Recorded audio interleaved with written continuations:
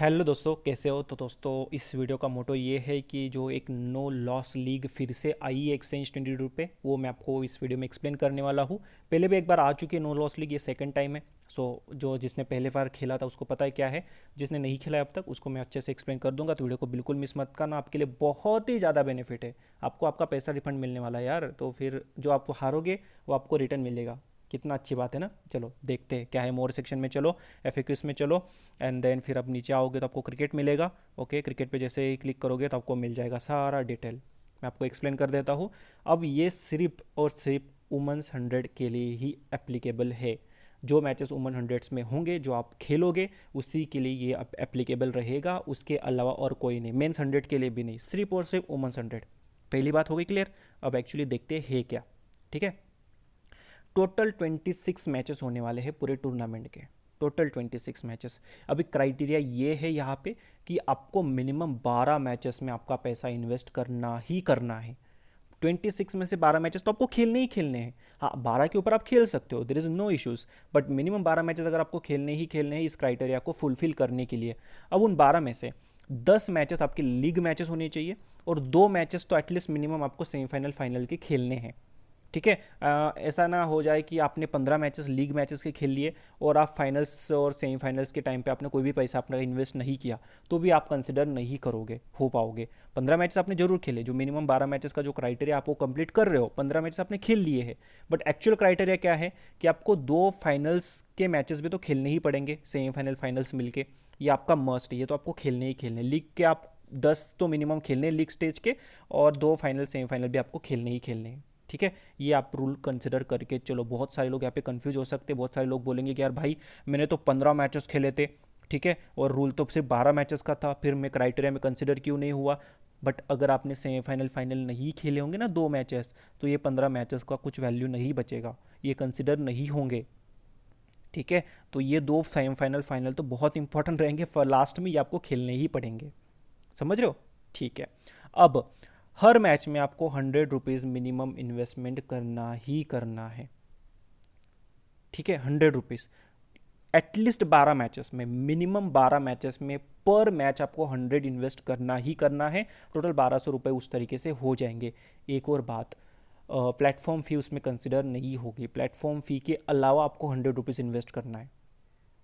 Get it? ठीक है। Bye और सेल ही कंसिडर होगा, मल्टी बैगर इसमें कंसिडर नहीं होगा। सिर्फ बाय सेल में जो आप इन्वेस्ट करने वाले हो उतना ही पैसा इसमें कंसिडर होगा। ओके। ठीक है। अब अब आते हैं मेन पॉइंट पे, जो पैसा रिफंड होने, मेन पॉइंट नहीं एक्चुअली, ये मेन पॉइंट मैं आपको बता चुका हूँ। ये आपको पैसा रिफंड होने वाली बात यहाँ पे आ जाती है। The compensation amount only up to ₹1000 will be refunded in the unutilised section of the app wallet. तो मैक्सिमम आपके ₹1000 आपको रिफंड होंगे। कैसे? अगर मान लो आपने टूर्नामेंट खेला, आपने मिनिमम 12 मैचेस का जो क्राइटेरिया है 10+2 वाला क्राइटेरिया, वो आपने कंप्लीट कर लिया, और at the end of the tournament, tournament खत्म होने के बाद अगर आपका ओवरऑल लॉस अगर आता है करीबन 1500 रुपये का, आपने मतलब अच्छा नहीं गया आपका टूर्नामेंट और आपका 1500 रुपये का लॉस हो गया, तो एप्लीकेशन आपको 1000 रुपीज़ रिटर्न करेगी, रिफंड कर देगी। देखो, 1000 रुपीज़ आपके रिफंड हो जाएंगे। 1500 का लॉस जरूर है, बट आपको अप टू 1000 रुपीज़ मिलने वाले हैं। 1000 रुपीज़ आपको मिल जाएंगे। ठीक है। और अगर आपका 500 का लॉस है तो आपको 500 मिलेंगे, 200 का लॉस है 200 मिलेंगे, 1500 का लॉस है तो 1000 मिलेंगे। तो अप टू रुपीज़ आपको 1000 रुपीज़ रिटर्न मिलेंगे, जितने का आपका लॉस हुआ है ओवरऑल। अगर आप प्रॉफिट में हो तो फिर क्या को आपको रिटर्न मिलेगा। ठीक है। और अगर आप लॉस में हो तो फिर आपको रिफंड मिल जाएगा। और मेरी मानो, जितना मैंने खेला हुआ है, बहुत लॉस नहीं होता। लॉस होना ही नहीं चाहिए एक्चुअली देखा जाए तो, बट अगर होता भी है तो आपका टोटल लॉस मुझे लगता है आपको रिफंड कर दिया जाएगा। अगर आपका 1000 के अंदर का लॉस है, 1000 तक का लॉस है, तो पूरा रिफंड हो जाएगा। 1000 के ऊपर अगर लॉस जाएगा तो फिर 1000 तक का ही ऑब्वियसली रिफंड होगा, ऊपर वाला रिफंड नहीं होता है। मिनिमम 1000 मतलब अप टू 1000 रुपीज़ आपको रिटर्न मिलने वाले हैं। ठीक है। अब देखो, अब कैसे आप अप्लाई कर सकते हो। एक तो आपको पूरा क्राइटेरिया कंप्लीट करना है, फिर टूर्नामेंट खत्म होने तक का वेट करना है। जैसे ही टूर्नामेंट खत्म हो जाता है, सारी डिटेल्स आप एक्सचेंज 22 को आपको देनी है। आपकी जो आपके आई थिंक आईडी है, जो भी आपके एक्सचेंज ट्रेडर की आईडी होगी, रजिस्टर मोबाइल नंबर होगा, जीमेल की आईडी होगी, जो भी होगा वो आपको एक्सचेंज ट्रेडर को प्रोवाइड करना है। कहाँ पे प्रोवाइड कर सकते हो, वो आप इनके care number, customer care number को दे सकते हो, उनके फेसबुक पे डाल सकते हो, उनकी ईमेल आईडी पे मेल कर सकते हो।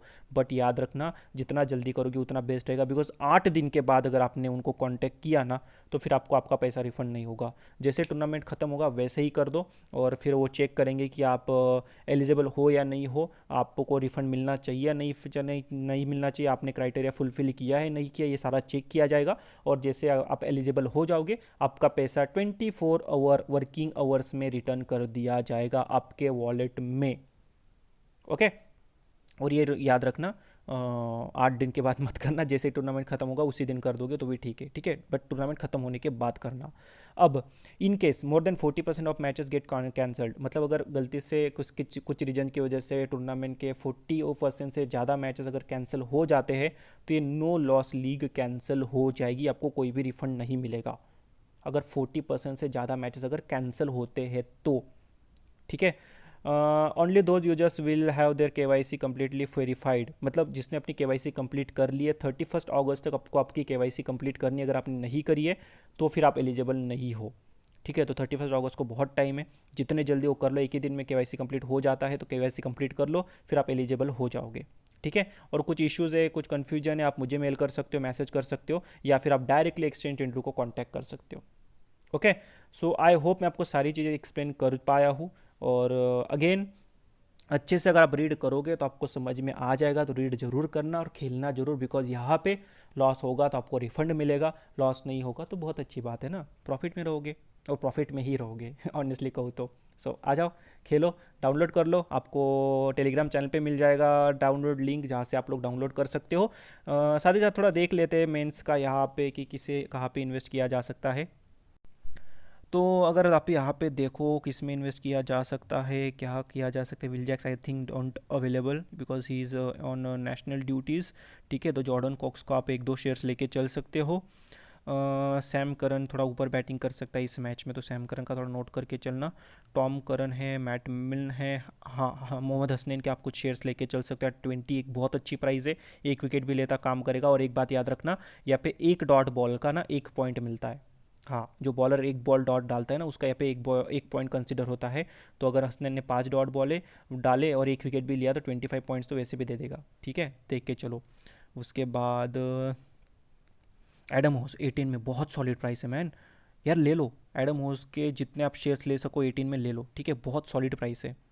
मतलब बहुत ज़्यादा रिस्क हो जाएगा, रिस्क बहुत ज़्यादा नहीं, नंबर 4 पे आना चाहिए, तो बिल्कुल लो एडम होस के आप शेयर्स ले सकते हो मेरे हिसाब से। बाकी आपकी चॉइस रहेगी, बैटिंग मिलनी चाहिए, बैटिंग नहीं मिली तो हर्ट करेगा, बट मुझे लगता है बैटिंग मिल जाएगी।